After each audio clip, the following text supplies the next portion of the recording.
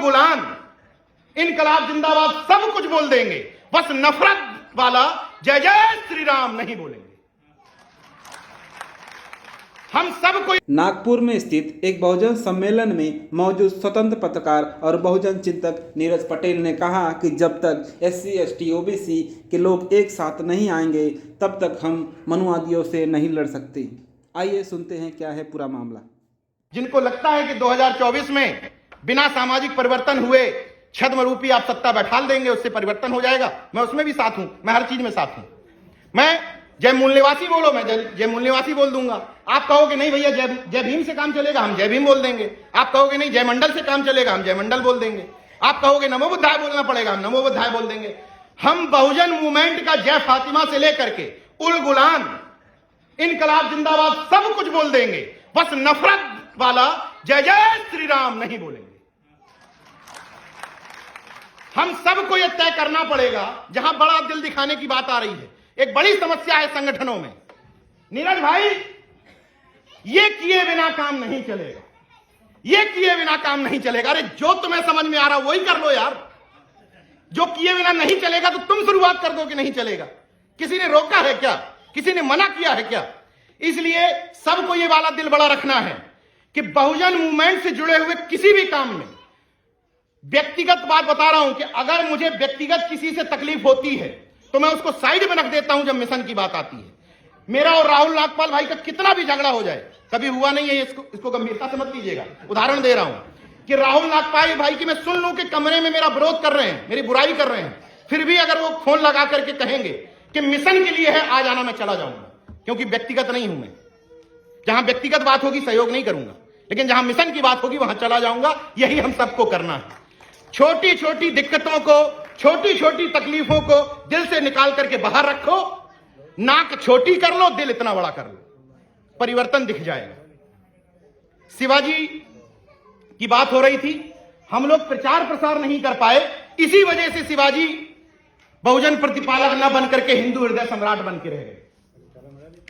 शिवाजी और जीजाबाई छीन लिए गए हमसे, और जब ये समझ लेते हैं कि फलाने महापुरुष पर हम अतिक्रमण नहीं कर सकते तो उसको दूसरे ढंग से छीन लेते हैं। जैसे जिसको यह नहीं पता कि कबीर का जन्म किस सन में हुआ था, उसको पता है कि विधवा ब्राह्मणी के गर्भ से हुआ था।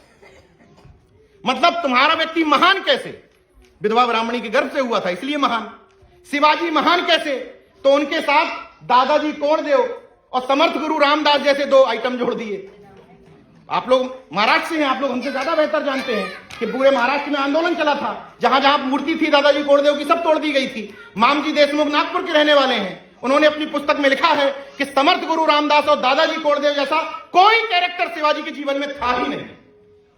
वो शिवाजी जिसके गुरु संत तुकाराम थे, जो सीधे सीधे ब्राह्मणवाद के विरोधी थे।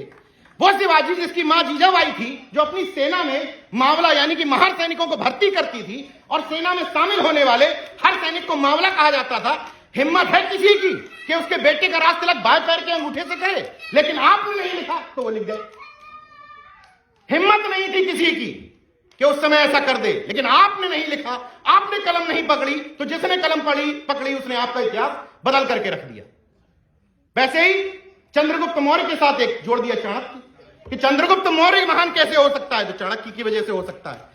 ना कहीं लिखा मिला है, ना किसी विदेश से आए हुए किसी लेखक ने लिखा, ना यहां किसी शिलापट्ट पे उल्लेख, कहीं उल्लेख नहीं है, लेकिन चाणक्य कैरेक्टर है। तो जब ये समझ लेते हैं कि आपके किसी व्यक्ति को हम खत्म नहीं कर सकते, जैसे बुद्ध को खत्म नहीं कर पाए तो उन्होंने कहा विष्णु का अवतार।